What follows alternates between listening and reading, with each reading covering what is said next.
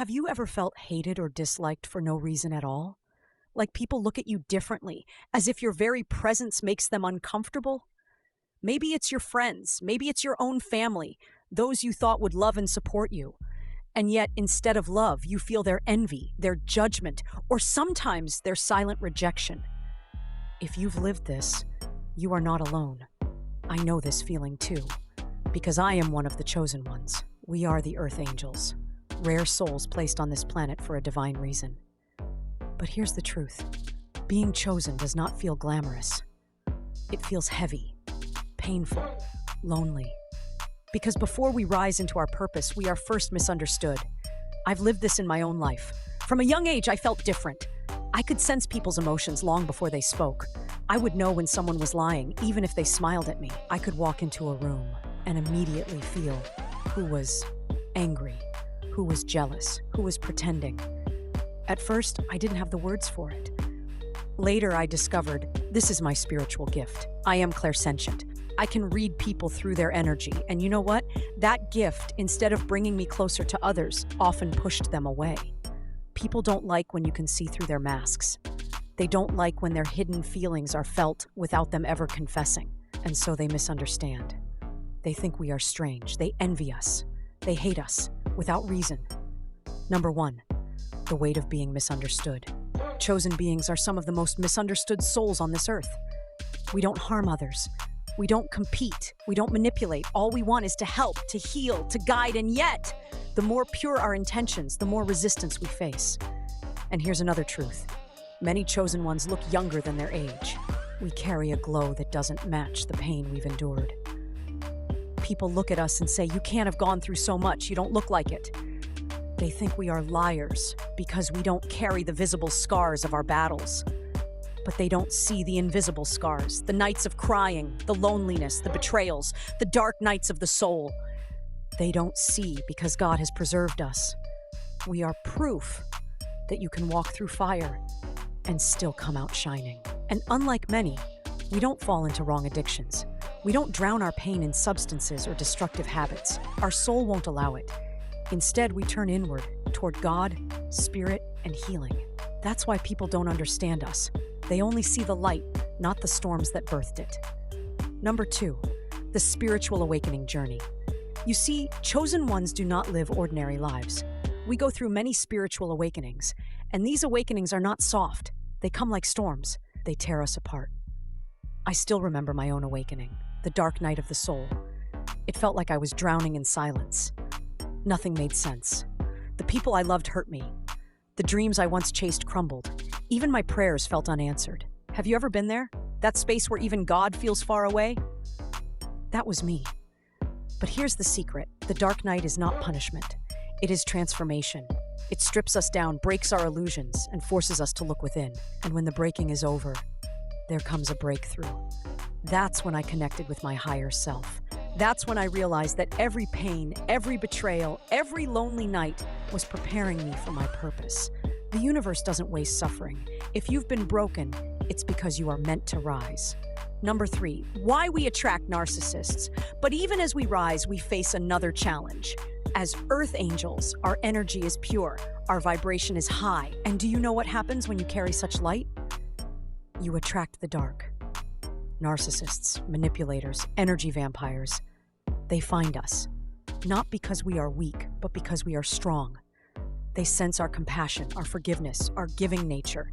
And they try to take advantage. I've lived this.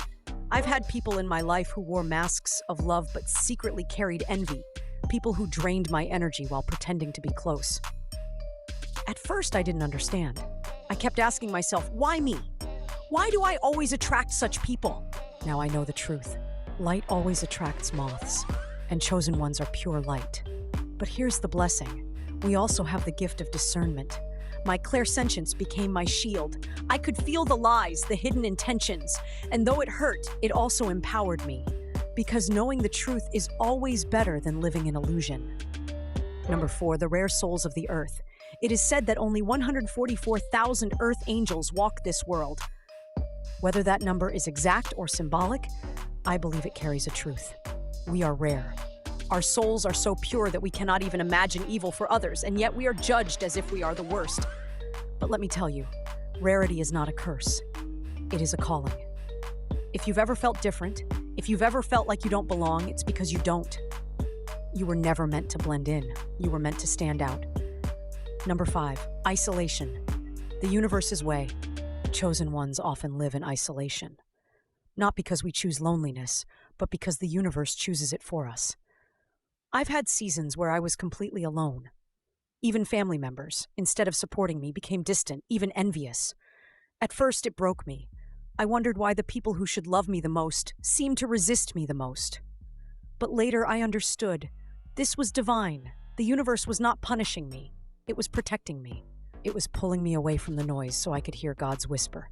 When you are chosen, solitude becomes your classroom, silence becomes your teacher, and God becomes your closest companion. Number 6, the black sheep. The curse breakers. Chosen ones are also the black sheep of their families, the ones who never quite fit in, the ones who question traditions, who break toxic cycles. We carry the burden of being different, but also the blessing of being curse breakers. I know this role well. It is heavy to be the one who says, no more. To be the one who refuses to repeat the patterns of pain that have been passed down. But this is who we are. The universe trusted us with this mission because it knew we were strong enough. Part 2, spiritual gifts and clairsentience. Every chosen one carries something unique. A mark, a gift, a power that cannot be explained by logic alone. These are not random abilities. They are the spiritual gifts given to us by the divine to fulfill our purpose on earth. Some are clairvoyant. They see beyond the physical, through visions, dreams, and flashes of truth. Some are clairaudient. They hear whispers, guidance, and messages from the higher realms. Some are claircognizant. They just know, without proof, without evidence, as if knowledge is downloaded directly into their soul. And some, like me, are clairsentient. Number 1, the gift of clairsentience. Clairsentience means clear feeling. It is the ability to read people and situations through energy. I don't need words, explanations, or confessions. I can feel it. When someone enters a room, their energy arrives before they do. I can sense if they are carrying love, anger, envy, or deceit. I can feel the heaviness of their wounds or the sharpness of their intentions. Even if their mouth speaks lies, their energy never lies. This gift has been both a blessing and a burden. A blessing because it protects me. A burden because it isolates me. People don't like being seen so deeply. They don't like when you sense the things they try to hide. I've had people tell me, "You think too much," or "You're imagining things." But I wasn't. I was feeling the truth they were afraid to admit. One of the most difficult places for a chosen being to exist is the workplace. I remember my own job. On paper, everything looked fine. But the moment I stepped in, my clairsentience picked up the undercurrents, the hidden competitions, the unspoken envy, the silent judgments. People's smiles didn't match their energy, and that made working there incredibly hard. I could read my colleagues without them saying a word. I felt who secretly disliked me, who carried envy, who spoke well in front of me but carried negativity behind my back. That constant energetic awareness made it exhausting. While others could ignore it, I couldn't, because my spirit felt it all. And yet, here's the paradox. While many adults in that environment carried resistance towards me, the children loved me. Their innocent souls sensed my energy and came close without hesitation. Elderly people, too, naturally warmed to me. And most beautifully, disabled children recognized my energy instantly. They didn't care about words or appearances. They simply felt love and responded with love. That's when I realized, pure souls recognize pure souls. Children, the elderly, and those with innocent spirits see us as we are. But adults, hardened by ego, competition, and jealousy, often resist us. This is the life of a chosen one. Loved by the pure, rejected by the broken. Nowhere to how clairsentience shapes a chosen being. For chosen ones, gifts like clairsentience are not hobbies. They are lifelines. They shape how we live, who we trust, and how we move through the world. I've walked into friendships and relationships where, on the surface, everything looked fine. But my energy told me otherwise. My heart raced, my body felt heavy, my spirit whispered danger, and soon enough the truth came out. Betrayal, envy, or manipulation. It took me time to learn this. My gift was never wrong. The times I ignored it, I paid the price. The times I listened, I was protected. That's the reality of being a chosen one. Our gifts awaken not to entertain us, but to guide us, to keep us aligned with our mission. Number 3, why spiritual gifts are misunderstood. But here's the paradox. The very gifts that protect us are the same ones that make people misunderstand us even more. When you say you felt someone's jealousy without them saying a word, people laugh. When you know something is wrong before it happens, people call you paranoid. When you pick up on energy shifts no one else can see, people label you as strange. And yet, when the truth finally comes out, they wonder how you knew. Chosen ones are rarely believed at first. But time always proves us right. That's the pain of the gift, to know before others see, and to carry the weight of that knowing. Number 4, the glow of the spirit.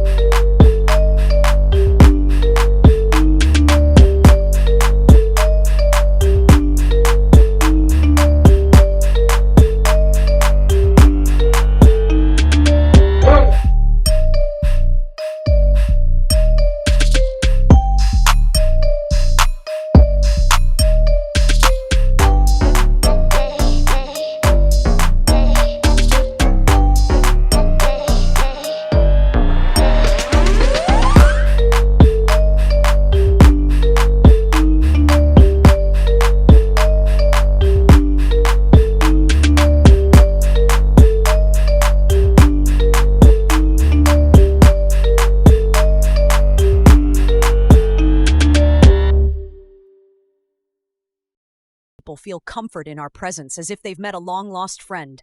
And disabled kids, with their pure hearts, see past everything and connect with our energy. I've experienced this countless times. A child running into my arms with no reason. An elderly person smiling at me like we've known each other forever. A disabled child holding my hand, sensing something they couldn't explain but could feel. These are reminders from the universe. Yes, you are different. Yes, you are misunderstood. But those with pure souls see you clearly. Number 3. Why the world thinks we lie. Another layer of misunderstanding comes from our appearance. Chosen beings often look younger than their age. We glow, we smile, we carry ourselves with lightness. And so when we share our stories of pain, trauma, betrayal, and struggle, people look at us with doubt. You don't look like someone who suffered. How can you be broken when you look so whole? They think we are lying because our faces don't match our battles, but that's because God has preserved us. We went through storms but did not carry the scars outwardly. Our proof of suffering is not on our faces, it is in our souls. Number 4. The calling of the black sheep. In families, chosen beings are often the black sheep. The ones who question, the ones who don't obey blindly, the ones who challenge traditions that don't serve truth. We are misunderstood as rebellious, but in reality, we are curse breakers. We are the ones chosen to end patterns of toxicity, addiction, abuse, and silence. It's never easy. It often makes us the target of criticism and envy, but deep down, we know this role was given to us because our soul was strong enough to carry it. And even though it hurts, this role is holy. Number 5. The slow path to soul family. Here is the most beautiful truth. Though a chosen being is misunderstood by many, the universe never leaves them without love. Slowly, gently, it brings us to our soul family. These are the people who see us as we are. They don't question our sensitivity. They don't envy our light. They don't misunderstand our purpose. They just understand. The connection feels instant, as if we've known them forever. Conversations flow easily. Hearts recognize each other without explanation. And for the first time, the loneliness begins to lift. Finding our soul family takes time, sometimes years. But when they come, we realize why we had to walk alone first. Because solitude shaped us, so we could recognize true connection when it arrived. Number 6, the divine protection.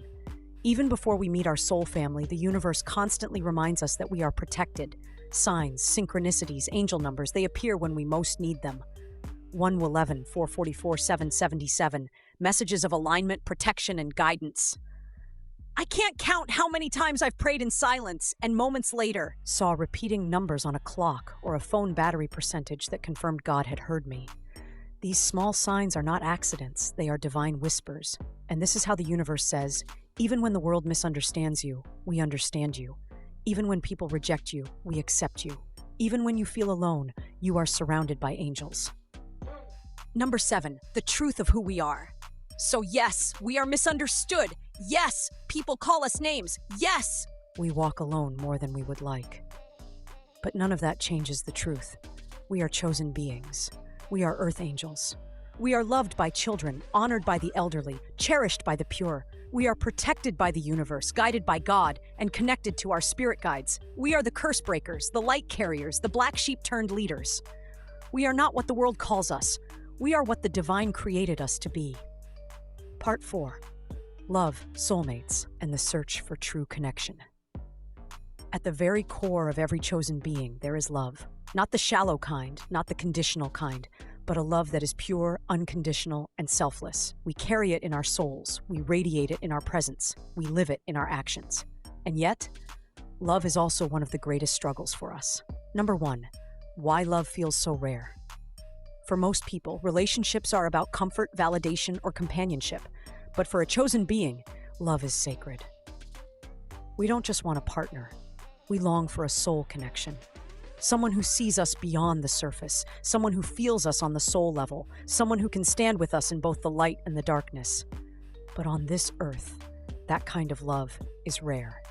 Instead, many chosen beings attract partners who are the opposite. Narcissists, manipulators, or people who drain instead of give. And this isn't by accident. It happens because our light exposes their darkness. Our love awakens their shadows. And instead of embracing healing, they resist, attack, or betray us. Number 2, the narcissistic attraction. This is one of the deepest wounds of a chosen being, to give pure love and receive abuse or manipulation in return. Narcissists are drawn to us like moths to a flame. They see our compassion as an easy doorway, our forgiveness as weakness, and our unconditional love as something they can exploit. At first, they love bomb us. They mirror us, making us believe we've finally found someone who understands. But slowly, the truth reveals itself. They were never there to love, only to feed off our energy. I know this pain. I've lived it.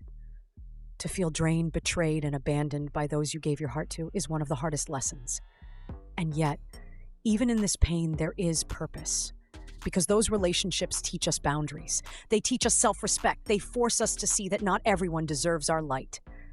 Narcissists, without knowing it, push us closer to our higher self. They are the shadows that reveal the brilliance of our light. Number 3, the longing for true love. Still, even after betrayal, the longing remains. Chosen beings long for a love that feels like home.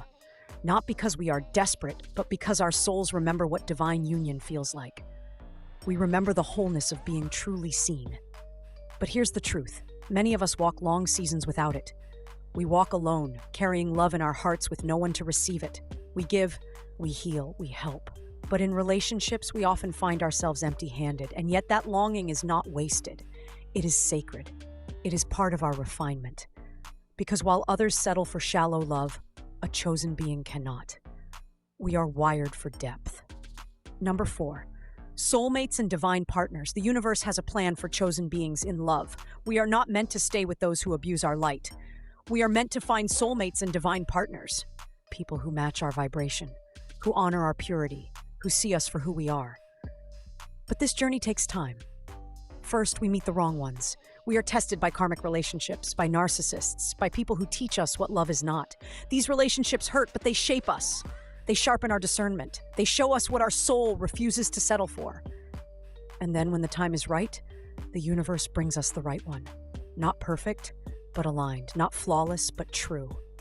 A love that feels like peace, not chaos. A love that heals, not hurts.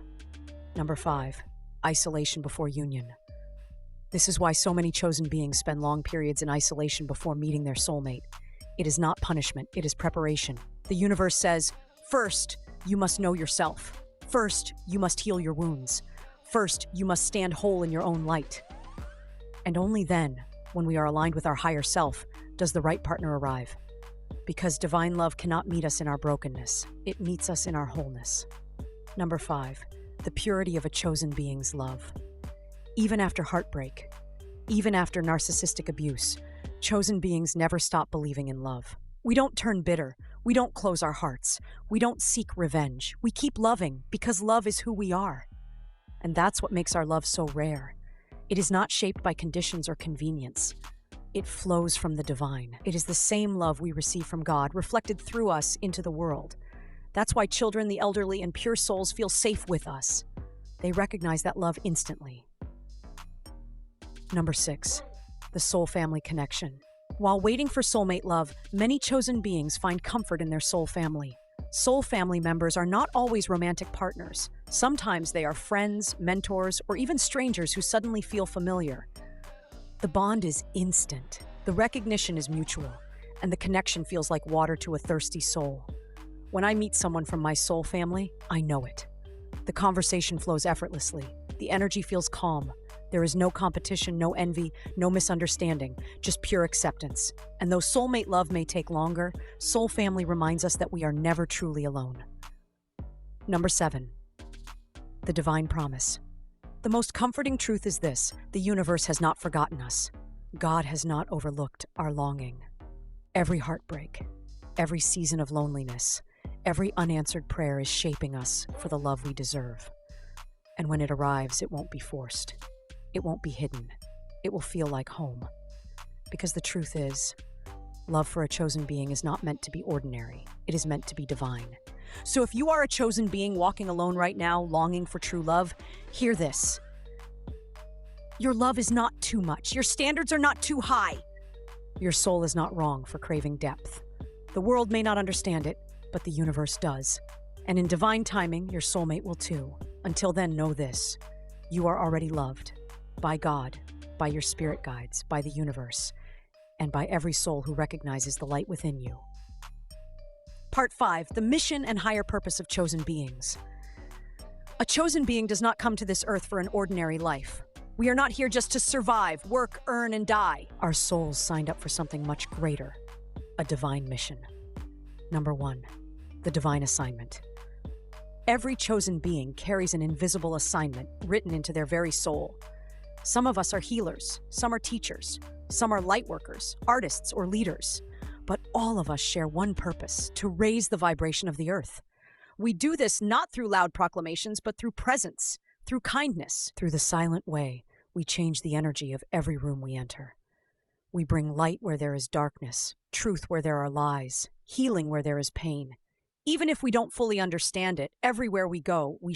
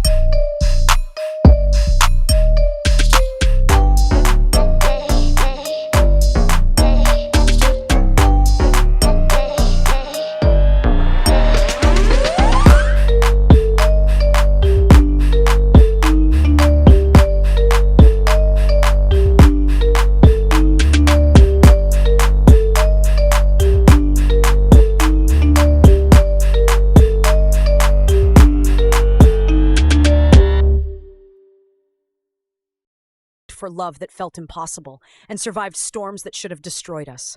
And yet, we are still here, still standing, still glowing, still rising. That is the mark of a chosen being, the journey we walked.